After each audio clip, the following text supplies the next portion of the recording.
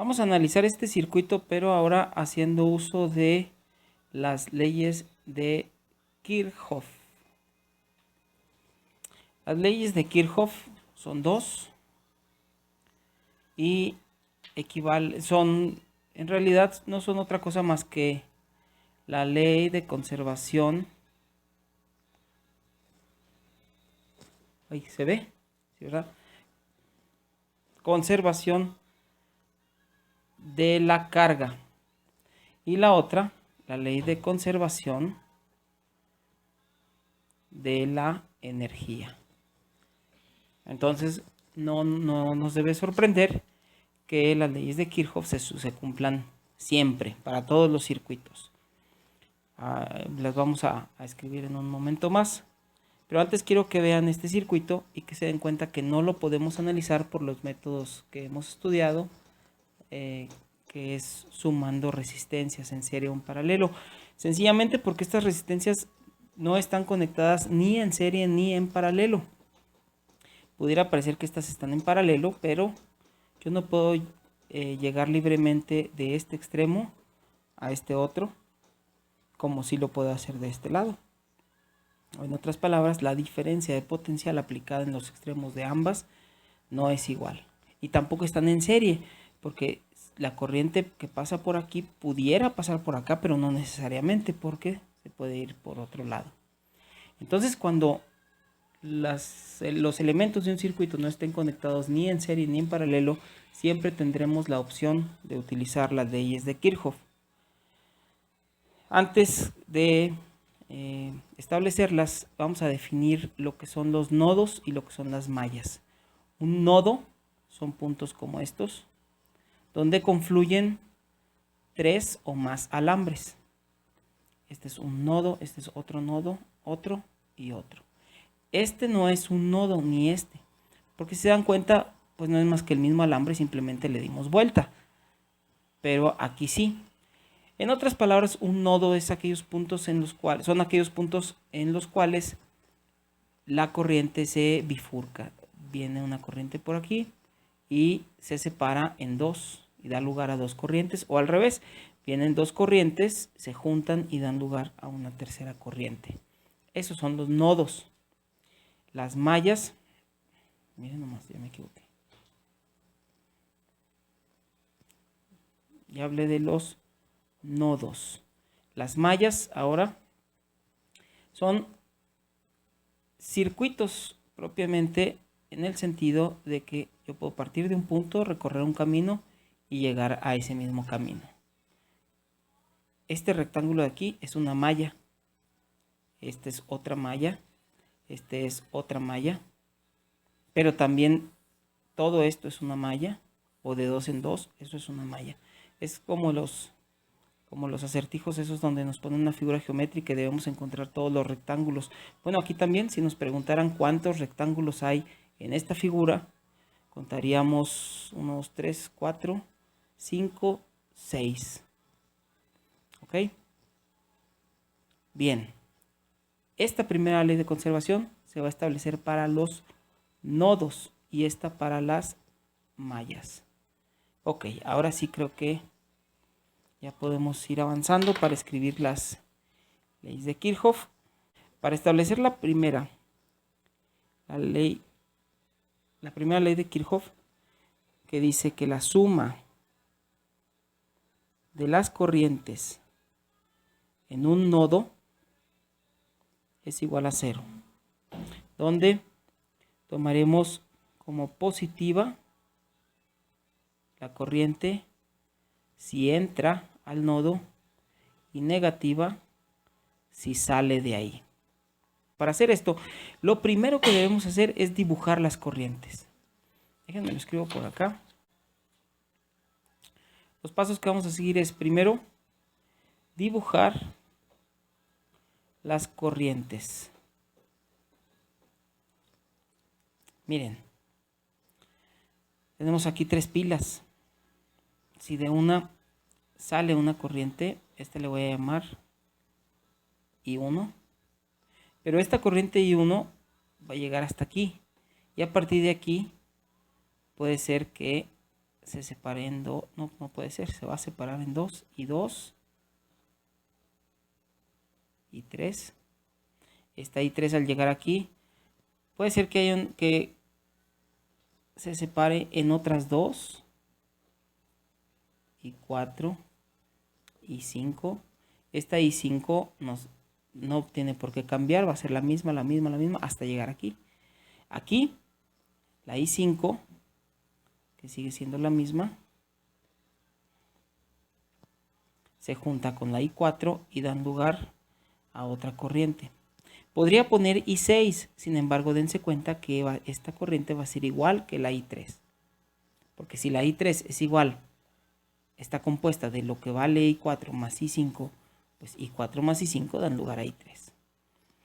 Aquí tengo I2 con I3, dan lugar a esta corriente que es precisamente la misma que I1. ¿Se fijan? Y en cierta manera ya establecimos las ecuaciones que corresponden a la primera ley de Kirchhoff.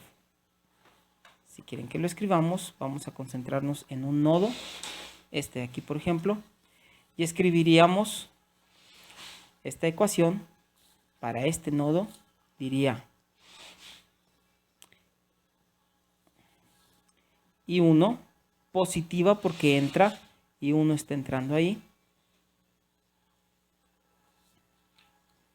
menos I2 negativa porque sale, menos I3 negativa porque sale, igual a 0. Y ya, porque son todas las corrientes que están aquí, nada más. Podríamos escribir otra ecuación para este nodo, y si quieren lo hacemos. Sería I3 llega, I4 sale, I5 sale. Y podemos escribir otra para, ¿cuál nodo? Para este, no, sería esta misma ecuación. Para este sería esta misma ecuación.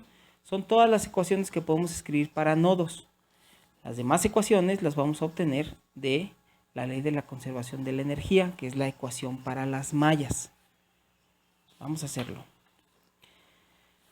Para esto primero tengo que definir un sentido en el que voy a recorrer el circuito. No me refiero al sentido de la corriente, me refiero a un monito que va caminando por aquí, que es el observador. Este monito yo lo pongo que empiece en un punto y que camine en un sentido en el que yo quiera. Ojo, flecha verde es el observador, flecha negra son las corrientes, ¿sale? La segunda ecuación, la segunda ley de Kirchhoff dice que en una malla la suma de las diferencias de potencial es igual a 0. ¿Dónde? Tenemos dos casos. Puede ser que al caminar por ahí yo pase por una pila o pase por una resistencia. Si pasa por una pila y el sentido en el que yo voy caminando, recuerden que la pluma verde es el observador.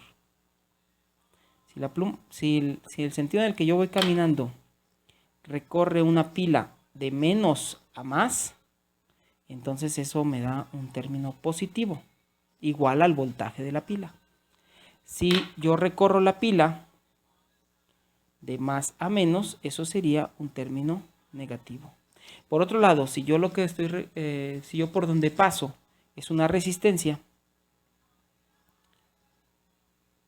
y en esa resistencia la corriente va en el mismo sentido en el que voy recorriendo el circuito, entonces eso contribuye con un término negativo.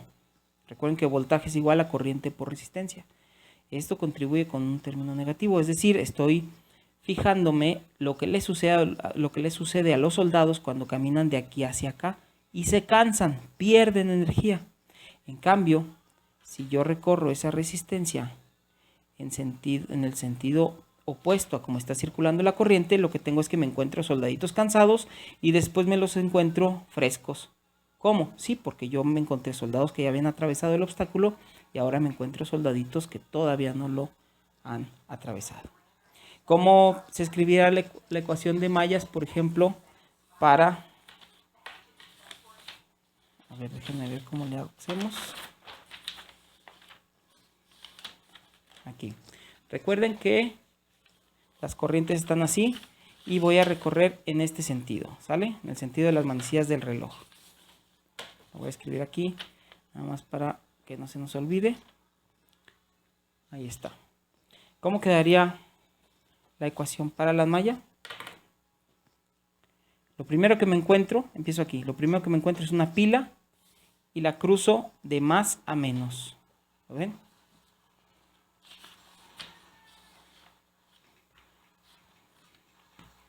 De más a menos, eso aporta un término negativo. Sería menos el voltaje de la pila, 40 volts. Y luego, lo siguiente que me encuentro es una resistencia. Esa resistencia la estoy recorriendo en el mismo sentido que la corriente, ¿lo ven? Entonces sería menos I por R. ¿Cuál I? I4. ¿Cuál R? 80 ohms. Le voy a poner así. Sigo caminando, voy en sentido opuesto a la corriente y me atravieso una resistencia en sentido opuesto a la corriente. Ese es un término positivo. Más I5 por R de 200. Y eso es igual a 0. Esta sería una ecuación para mallas. Vamos a escribir otras. Por ejemplo, esta malla la vamos a recorrer así.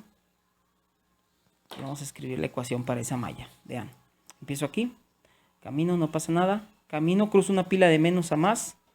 Una pila de 360 volts. Eso es un término positivo. Cruzo una resistencia en el mismo sentido que la corriente. Eso es un término negativo. Menos I2 por su resistencia, que es de 20. Paso por aquí, voy en sentido opuesto a la corriente, pero no pasa nada, no cruzo ni una pila ni una resistencia y luego regreso por aquí. Al ir subiendo, me topo con que voy en sentido opuesto a la corriente, por lo tanto eso aporta un término positivo, I4 por su resistencia. Y finalmente cruzo la pila de menos a más, eso aporta un signo positivo, más 40. Y esto es igual a 0. Y así puedo escribir otra ecuación para esta malla.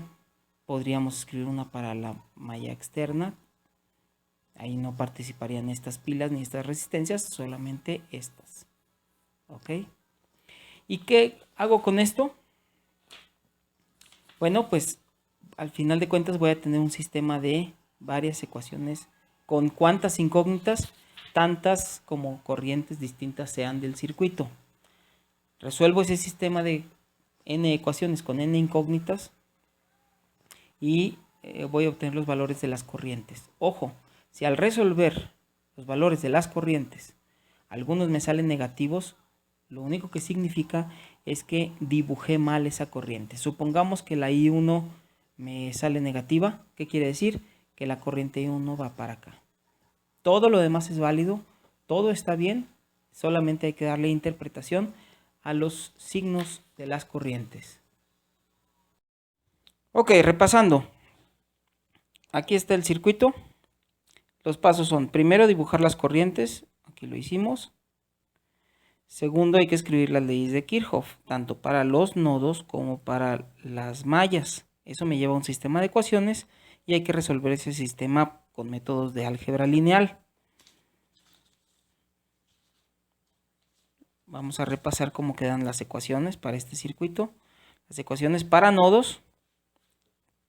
Vean, en el nodo A, I3 llega positivo. Salen I4 y 5 negativos y eso es igual a 0. En el nodo B, I1 llega, salen I2 y 3. Entonces me queda I1 menos I2 menos I3 igual a 0. Para las mallas, a esta le llamé la malla A mayúscula, B mayúscula y C mayúscula. Para esta malla, empezamos por aquí. De aquí para acá estoy recorriendo una pila de sentido positivo a negativo. Eso representa una pérdida de energía. Vamos a poner esto por aquí. A ver.